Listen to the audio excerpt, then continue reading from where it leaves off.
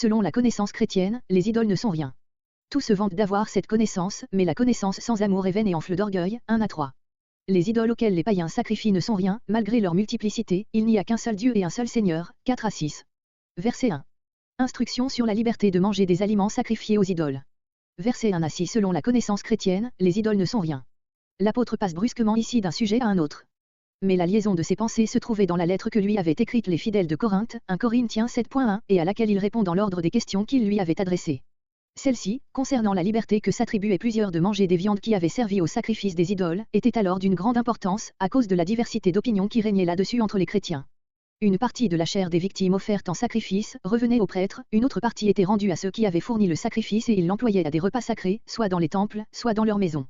Ces repas étaient d'ordinaire accompagnés des plus abominables souillures, qui faisaient partie du culte corrompu du paganisme. Les pauvres, après avoir offert une victime, en vendaient la chair sur les marchés. Il se présentait donc aux chrétiens diverses occasions de manger de ces viandes. De là, un sujet de contestation dans l'église de Corinthe. Les Juifs convertis considéraient cette participation indirecte au sacrifice idolâtre comme une grande souillure, tandis que d'autres disciples, abusant d'une liberté que l'apôtre ne leur conteste pas, mais qui blessait la conscience des faibles, ne s'en faisaient aucun scrupule. De là, pour les uns et les autres, l'importance qu'il avait mise à connaître l'opinion de Paul, de là aussi des instructions qui remplissent ici les 1 Corinthiens 8, 1 Corinthiens 9, 1 Corinthiens 10. Ce sujet a quelques similarités avec celui que l'apôtre traite dans Romains 14 et Romains 15, mais il y a cette différence que là des chrétiens, faibles dans la connaissance et dans la foi, regardaient comme étant encore en vigueur des lois mosaïques abolies par l'Évangile, tandis qu'ici ils veulent éviter une participation à des actes du paganisme dans lesquels il pouvait réellement y avoir du péché. Il ne faudrait pas croire que ces sujets, pour ne plus se présenter à nous sous la même forme, soient sans application à nos temps. Il y a dans le monde bien des choses qui, indifférentes en elles-mêmes, sont devenues des péchés par l'usage qu'en font les hommes sans Dieu, y prendre part peut être un scandale pour les faibles et une occasion de souillure pour les forts. Ainsi, en changeant le nom des choses, leurs formes et leurs rapports, les instructions de l'apôtre conservent toute leur opportunité et leur importance. De qui parle l'apôtre en disant « Nous avons tout de la connaissance ». Et comment expliquer la contradiction entre ces paroles et verset 7? À cela, on a fait diverses réponses. Les uns prennent ici le mot connaissance dans un sens général et théorique, tandis qu'au verset 7 il s'agit de la connaissance spéciale et pratique du sujet traité dans ce chapitre. Mais cela est en contradiction avec verset 1, qui détermine très bien l'objet spécial de cette connaissance, les choses sacrifiées aux idoles. D'autres entendent par nous, tous, les chrétiens éclairés, Paul et ses pareils. Mais comment alors s'expliquer la critique sévère que l'apôtre fait de cette connaissance, dans la parenthèse qui suit? On a vu enfin dans ces paroles une ironie par laquelle Paul veut humilier les prétentions d'une partie des Corinthiens à la science. Et ce sens qui est bien en harmonie avec le verset 7 et avec la parenthèse, est celui auquel nous nous arrêtons. Verset 2, en particulier, se trouve ainsi clairement expliqué. Les Corinthiens, riches en connaissances, 1 Corinthiens 1.5, en faisaient un aliment de l'orgueil. Par la science sans la charité, l'homme se complaît à lui-même, par la charité, il complaît à ses frères. Par l'une, il dit, toutes choses me sont permisseuses, par l'autre, il ajoute, mais toutes n'édifient pas, 1 Corinthiens 10.23. Quant à l'objet spécial de la connaissance que l'apôtre a ici en vue et dont il dit, nous savons, voir verset 6, note. Verset 3. D'après le contraste exprimé, verset 1, entre la connaissance et l'amour, on attendrait ici, si quelqu'un aime son frère, il connaît comme il faut connaître. Au lieu de cela, l'apôtre met Dieu comme objet de l'amour et source de la connaissance. Par là, l'antithèse est plus vraie encore et elle renferme une profonde pensée, la source de toute connaissance de Dieu en l'homme, c'est qu'il a été d'abord connu de Dieu, mais, pour Dieu, connaître c'est reconnaître comme lui appartenant, Jean 10.14, Jean 10.15, c'est aimer ceux qui sont les objets de cette connaissance, c'est créer en eux tout ce qui les rend agréables à ses yeux. Il ne connaît pas les méchants, car le mal en eux consiste à se détourner de Dieu pour se jeter dans une négation, dans le néant, comparé 2 Timothée 2.19, Matthieu 7.23, Psaume 1.6. Celui que Dieu connaît, il lui communique, en faisant sa demeure chez lui, quelque chose de son essence divine. Or, Dieu est amour, chaleur et vie aussi bien que lumière. L'amour est donc la marque seule infaillible que j'ai été connu de Dieu et que je connais Dieu.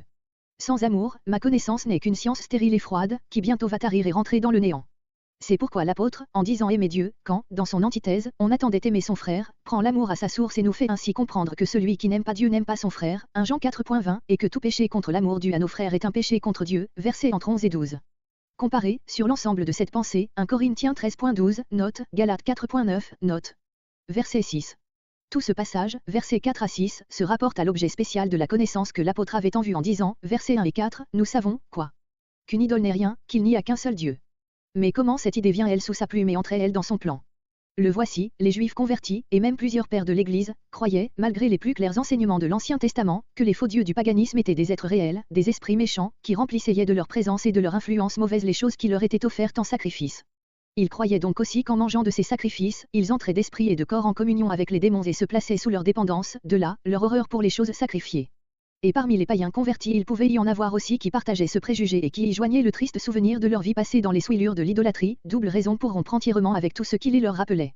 Mais le plus grand nombre des Corinthiens, les plus éclairés, savaient que les idoles ne sont rien, rien qu'une invention de l'imagination de l'homme. Ceux-ci, s'appuyant avec orgueil sur cette connaissance, sans préjugés à l'égard des sacrifices, mais aussi sans condescendance et sans amour pour leurs frères plus faibles, dont ils blessaient la conscience ou qui l'entraînaient par leur exemple, versets 7, 9 et 10, péchaient contre la charité, verset 12, et s'exposaient eux-mêmes témérairement aux tentations inséparables des habitudes païennes. Or, en écrivant à l'apôtre sur cette question, il s'était justifié par le fait que l'idole n'est rien, ce que Paul leur concède, car évidemment il répète, versets 4 à 6, leur argument, mais il ajoute aussitôt, tous n'ont pas cette connaissance, verset 7, et blâme pour cela leur manière d'agir, comparé 1 Corinthiens 10.19-21. Bien que l'apôtre accorde aux Corinthiens qu'une idole n'est rien, il ne peut pas oublier que le paganisme, en lui-même, avec toutes ses abominations, est une œuvre du démon, ni qu'il existe réellement des esprits méchants, 1 Corinthiens 8.5, Éphésiens 2.2, Éphésiens 6.12, Colossiens 2.15, 2 Corinthiens 4.4, mais ce qu'il déclare surtout, c'est qu'il n'y a pour le chrétien que le seul et vrai Dieu, de qui et pour qui nous sommes, motif de le glorifier, et qu'un seul Seigneur, Jésus Christ, à qui il attribue la création de toutes choses, Jean 1.3, Colossiens 1.16, et par qui nous avons le salut et la vie, Éphésiens 2.10. Verset 7.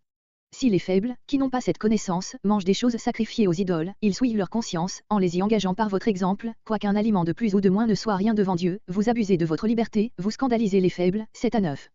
Si donc on te voit dans le temple des idoles, tel frère, à la conscience faible, suivra ton exemple et s'exposera à périr par ta faute. Par là, tu péchises contre ton frère et contre Christ qui est mort pour lui. Plutôt ne jamais manger d'aucune viande, que de scandaliser un frère, octobre 2013. Mais il ne faut pas moins user de charité envers les faibles. Grec, la conscience de l'idole, c'est le sentiment non raisonné, l'opinion instinctive, ou, si l'on veut, le préjugé persistant que l'idole est un être réel et la crainte de se mettre en contact avec elle.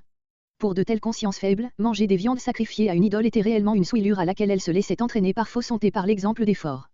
On voit en cela quel grand mal faisaient ces derniers en usant de leur liberté sans égard pour leurs frères, verset 9. Verset 8. Pourquoi donc ne pas y renoncer, puisque cette action, inutile en elle-même, peut être accompagnée de dangers réels pour nos frères, verset 9. On remarquera que les deux dernières phrases de ce verset sont interverties dans le texte reçu et la plupart des versions, qui ont d'abord la proposition positive, si nous mangeons, puis la négative, contrairement à de fortes autorités. Verset 10. Grec, sa conscience, qui est faible, ne sera-t-elle pas édifiée pour manger? Tu dois édifier sa conscience par une vie sainte, mais si tu l'édifies de manière à le faire agir contre sa persuasion, c'est démolir au lieu d'édifier. Verset 11. Effrayant reproche. Christ a donné sa vie pour ce frère et toi, tu ne peux lui sacrifier quelque chose de ta liberté. Tu l'exposes plutôt à périr. Témoignage décisif contre l'opinion erronée que Christ n'est mort que pour les élus.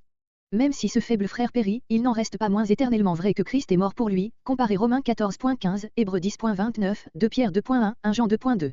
Ce verset est également rétabli selon les meilleurs manuscrits et il en reçoit plus de force. Quel contraste, le faible périra par ta connaissance, le frère, pour qui Christ est mort. Verset 12.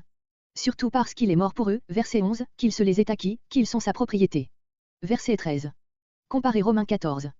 Plutôt renoncer à toute viande, à tout ce qui m'est permis, que de pécher contre la charité et de froisser une conscience.